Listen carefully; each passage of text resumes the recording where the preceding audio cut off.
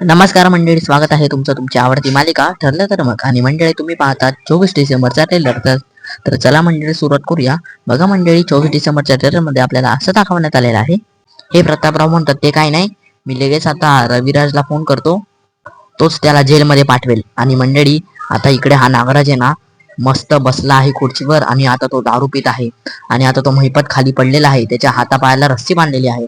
आता हा महिपत या नागराजला म्हणतो, ए नागराज, तुला मी मरूस तर मारणार, एकदा फक्त तू मला सोड.